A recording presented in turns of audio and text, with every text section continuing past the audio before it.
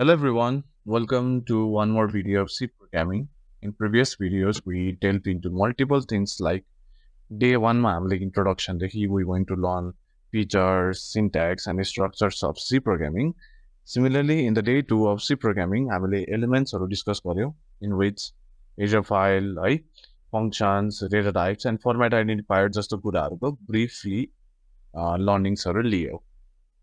So whereby in the day three, we did some basic C programming, जुन चाहिँ एकदमै normal and simple थियो, like printing hello world, displaying some formula related programmings like area of rectangle, simple interest, volume of cuboid, अनि हामीले एन्डमा के गर्यौँ area of circle गर्यौँ है, जुन चाहिँ एकदमै सिम्पल थियो. सो हजुरहरूले यदि त्यो प्रोग्राम अझै पनि बुझ्नु भएको छैन भने चाहिँ you can just leave a comment and we will be reaching out ASAP. Right? And if you're new to this channel, please click on this I button to access all the C programming videos we have done to date.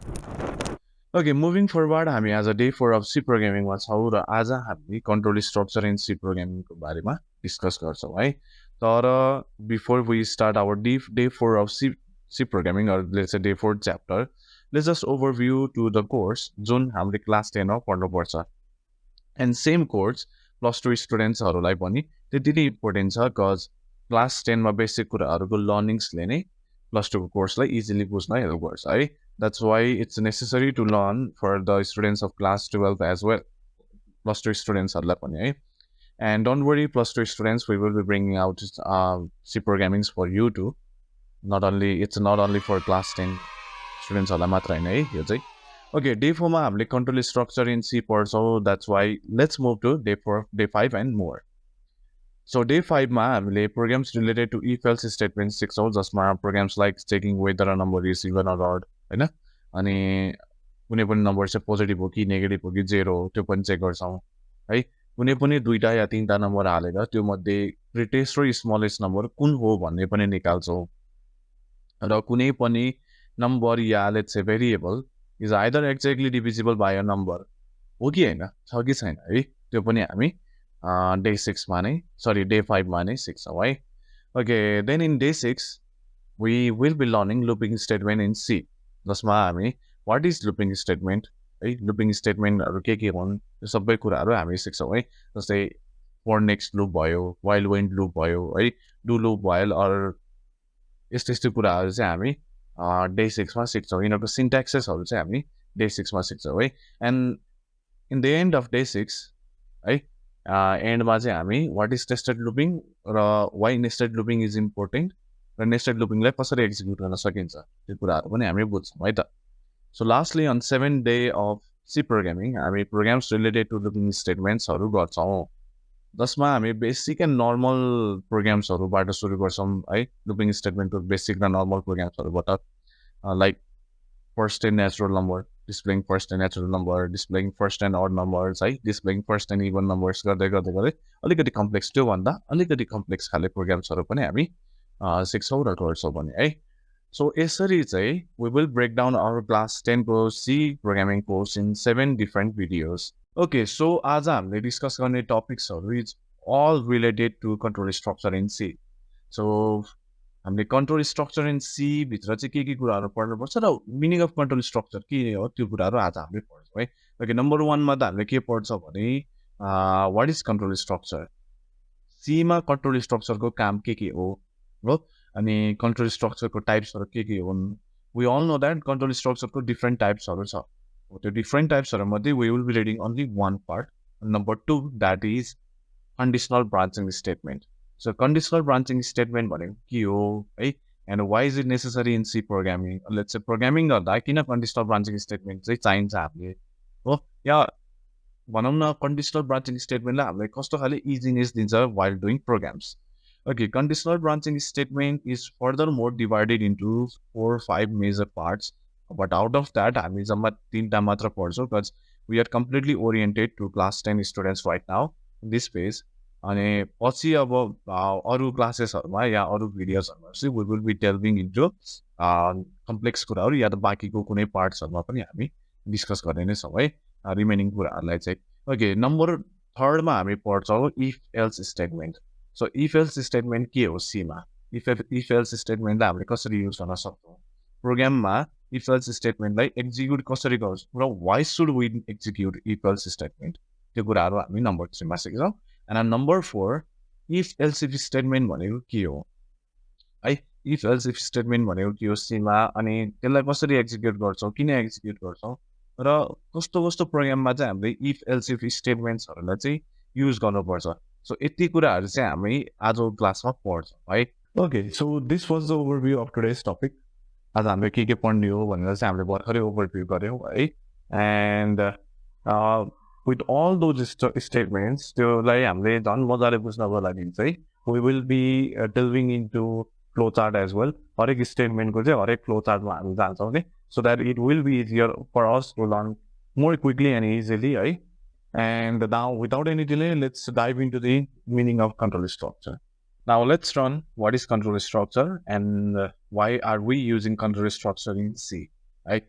Okay, अरू बेला के हुन्थ्यो भन्दाखेरि हामीले जे प्रोग्रामहरू चाहिँ लेखेको हुन्थ्यो त्यो प्रोग्राम चाहिँ automatically line by line execute हुँदै जान्थ्यो है अनि यी 1 to 1 गर्दै के हुन्छ एउटा लाइन गर्दै गर्दै हरेक स्टेटमेन्ट्सहरू लेट्स चाहिँ इच एन्ड एभ्री स्टेटमेन्ट्सहरू चाहिँ 1 by 1 गर्दै एक्जिक्युट हुँदै गइरहेको हुन्छ है तर अब कन्ट्रोल स्ट्रक्चरको युजले चाहिँ के गर्न सक्छौँ भन्दाखेरि हामीले बाई युजर इटसेल्फ हामीले प्रोग्राम यानि कि प्रोग्रामको फ्लोलाई चाहिँ हामीले कन्ट्रोल गर्न सक्छौँ अरू बेला के हुन्थ्यो एउटा लाइनबाट अर्को लाइन है एउटा स्टेटमेन्टबाट अर्को स्टेटमेन्ट एउटा स्टेटमेन्ट जुन चाहिँ लाइन वाइज लाइनमा सिस्टमेटिकली मिलेर बसेको हुन्छ त्यही अनुसार गइरहेको हुन्थ्यो भने अब अहिले चाहिँ त्यस्तो हुँदैन है अब अहिले के गर्न सक्छ भन्दाखेरि युजरले चाहिँ हरेक प्रोग्रामलाई चाहिँ आफ्नो फ्लो आफैले चाहिँ फ्लो गरेर कन्ट्रोल यानि कि प्रोग्रामको फ्लोलाई चाहिँ इजिली कन्ट्रोल गर्न सक्छ भन्न खोजेको है सो डेफिनेसनमै दिएको छ है in C programming control structures are blocks of code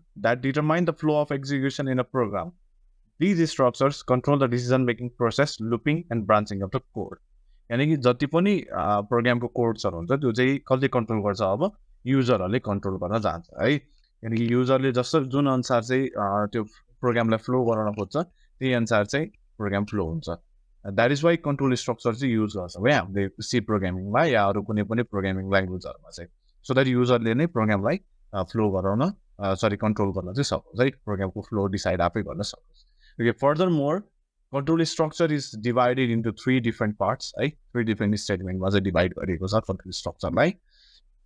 Number 1 is conditional statement, number 2 is looping statement, and number 3 is jumping statement. Okay, as a conditional statement also, yani ki what is conditional statement? Yeah, the one branching statement bhaneko ke ho, है Okay, branching statement या conditional statement भनेको चाहिँ के भने condition हेरेर चाहिँ यदि प्रोग्रामको flow हुन्छ भने त्यसलाई हामीले कन्डिसनल ब्रान्चिङ स्टेटमेन्ट भन्छौँ है जस्तै कन्डिसन हेर्छ कस्तो खाले रिजल्ट आउँछ भनेर the result will either be true or false हो त्यो रिजल्ट हेरेर यदि प्रोग्रामको फ्लोलाई डिसाइड गर्छ भने त्यो कस्तो खाले त्यो कुन स्टेटमेन्टले गर्छ भने कन्डिसनल ब्रान्चिङ स्टेटमेन्टले गर्छ है you can see on the definition in C programming branching statements allow the program to make decision and execute different block of codes depending on certain condition so condition कस्तो छ बेसिकली अब हामीलाई एकदम easy बनाउनको लागि के बुझ्दा हुन्छ भने यदि कन्डिसन अनुसार चाहिँ कन्डिसन अप्लाई गरे अनुसार चाहिँ रिजल्ट ट्रु हुन्छ कि फल्स हुन्छ हो यही कन्डिसन हेरेर चाहिँ प्रोग्रामको फ्लो डिसाइड हुन्छ भने त्यसलाई हामीले ब्रान्चिङ कन्डिसनल स्टेटमेन्ट भन्छौँ है these statements are essential for controlling the flow of execution based on specific situation so डेफिनेसनमा नै एकदमै क्लियरली दिएको छ है you can read it out so conditional branching statement चाहिँ के गरिएको छ भन्दाखेरि डिफ्रेन्ट टाइप अफ स्टेटमेन्ट्सहरूमा चाहिँ फर्दर डिभाइड गरिएको छ है you can see it on screen if statement if else statement if else if statement है नेस्टेड इफ स्टेटमेन्ट नेस्टेड भन्दा साथै के भयो स्टेटमेन्ट इनसाइड अ स्टेटमेन्ट भनौँ न एउटा कुनै पनि स्टेटमेन्ट कुनै स्टेटमेन्टभित्र हुन्छ भने त्यसलाई हामीले नेस्टेड स्टेटमेन्ट भन्छौँ है अनि अर्को छ स्विच केस Whereas अब लुपिङ स्टेटमेन्टमा जाउँ लुपिङ स्टेटमेन्टभित्र हामीले पढ्नुपर्ने भनेको for loop while do while loop है यिनीहरू चाहिँ हामीले पढ्छौँ लुपिङ स्टेटमेन्टभित्र अनि वेयरएज जम्पिङ स्टेटमेन्टभित्र चाहिँ हामीले के पढ्छौँ भने गो टु ब्रेक कन्टिन्यू यस्ता खाले स्टेटमेन्टहरू चाहिँ पढ्छौँ है ओके कुनै ठाउँमा चाहिँ के हुन्छ भन्दाखेरि कन्डिसनल स्टेटमेन्टलाई चाहिँ ब्रान्चिङ स्टेटमेन्ट पनि भन्छ या त कतिले चाहिँ के भन्छ नि जम्पिङ स्टेटमेन्टलाई पनि के अरे ब्रान्चिङ स्टेटमेन्ट भनेर चाहिँ डिफाइन गरिने गरिएको रहेछ है So you don't have to confuse in all these things. Conditional statement or branching statement, it's like same, right? Okay, now let's get back to the topic. आज हामीले पढ्ने भनेको ब्रान्चिङ कन्डिसनल स्टेटमेन्ट हो है. ब्रान्चिङ कन्डिसनल स्टेटमेन्टभित्र भएको तीनटा मेन स्टेटमेन्ट जुन हामीलाई क्लास 10 को लागि एकदमै नेसेसरी छ. We will be reading that is if statement, if else if statement and if else if and else if statement है. ओके, फर्स्टमा पढौँ if statement in C. So if statement in C चाहिँ कसरी काम गर्छ नि, you can see on the screen. त्यहाँ code already नै देखाएको छ. इफ कन्डिसन दिएको छ, यानि कि कन्डिसन हेरेर चाहिँ तलपट्टि यो कर्ली ब्राकेटभित्र बसेको, यो एङ्गुलर ब्राकेटभित्र बसेको कोड चाहिँ एक्जिक्युट हुन्छ है, यदि कन्डिसन चाहिँ ट्रु छ भने. अदरवाइज त्यो कोड नै एक्जिक्युट हुँदैन है एङ्गुलर ब्राकेटभित्र भएको. You can see it on screen है. अनि this is the flow chart. Condition दिएको छ भने चाहिँ तलपट्टि ट्रु छ, त्यहाँनिर ट्रुको तलपट्टि इफ कन्डिसन छ, हेर्नुहोस् त. हो, त्यो इफ कन्डिसन चाहिँ एक्जिक्युट हुन्छ. यदि फल्स भयो भने चाहिँ के हुन्छ, सिधै फ्लो चाहिँ कता जान्छ नि, युजर नेम कोडमा जान्छ है. So this is how if statement can be executed in C programming. Okay, let's get to next thing, that is if else statement in C. So if else statement मा चाहिँ के हुन्छ नि, if को एउटा कन्डिसन हुन्छ, यदि त्यो कन्डिसन ट्रु भएछ भने फर्स्ट स्टेटमेन्ट यानि कि स्टेटमेन्ट नम्बर 1 चाहिँ त्यो एक्जिक्युट हुन्छ. तर यदि फल्स भएछ भने है, एल्स भएछ नि, एल्स बडी यानि कि अर्को तलपट्टिको कन्डिसन फल्स भए अनुसारको स्टेटमेन्ट 2 राखिएको हुन्छ. त्यो स्टेटमेन्ट 2 चाहिँ एक्जिक्युट हुन्छ है. You can see it on screen code पुरै दिएको छ. And on the right hand side of your screen you can see it on you can see the flow chart too. Flow चार्टमा के दिएको छ भने इफ कन्डिसन छ भने लेफ्टबाट ट्रु हुँदै इफको बडी एक्जिक्युट हुन्छ. तर फल्स दिएको छ भने चाहिँ के हुन्छ नि, राइट साइडबाट जाँदाखेरि एल्सको बडी एक्जिक्युट हुन्छ है. And this is how you can use if else statement in C. And the last one is if else if statement in C. सो यो चाहिँ अब एकदमै धेरै युज गर्न सकिन्छ है हामीले. इफ एल्स इफ स्टेटमेन्ट चाहिँ तिनटै एकदमै धेरै युजेबल हुन्छ, but this one is more usable. यसमा चाहिँ हामीलाई के हुन्छ नि, स्टेटमेन्ट्सहरू मल्टिपल स्टेटमेन्ट्सहरू चाहिँ दिएको हुन्छ. एउटा कन्डिसन मिल्दैन भने अर्को स्टेटमेन्टहरू चाहिँ टन्नै यहाँनिर हामीलाई दिएको हुन्छ है. यसमा कन्डिसन चाहिँ मल्टिपल कन्डिसन राख्न मिल्छ है. जस्तै त्यहाँ कोड हेर्नुहोस् है, इफको एउटा कन्डिसन हुन्छ र त्यो कन्डिसन मिल्छ भने कन्डिसन 1 यानि कि स्टेटमेन्ट 1 चाहिँ एक्जिक्युट हुन्छ.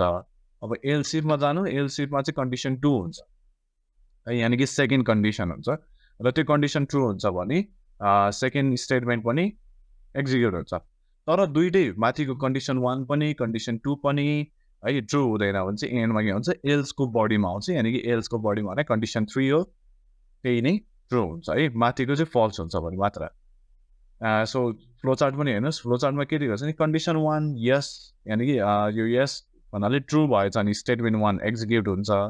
एल्स भएन, अब कन्डिसन 2 मा जान्छ. कन्डिसन 2 रन भयो भने यानि कि ट्रु भयो भने स्टेटमेन्ट 2 गर्छ, तर फल्स भयो भने के हुन्छ, कन्डिसन 3 मा जान्छ.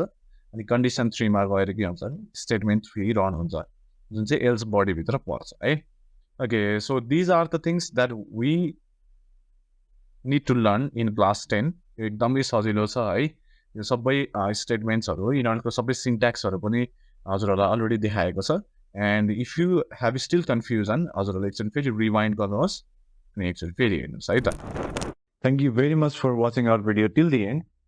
एन्ड आई होप हजुरहरूले आज प्रेजेन्ट गरिएको सबै कुराहरू जति पनि यो कोर्स ओभरभ्यूदेखि है, कन्स्ट्रक्सन सीको बारे चाहिँ हामीले डिटेल इन्फर्मेसनहरू दियो हो, त्यो सबै कुराहरू चाहिँ हजुरले बुझ्नुभयो होला है. And if you haven't understand yet, please rewind the video and you can watch it again. And त्यही माथि हजुरहरुमा केही क्वेरीजहरु या क्वेशन्सहरु छ भने चाहिँ you can leave it on comment section. We will be reaching you out as soon as possible, right?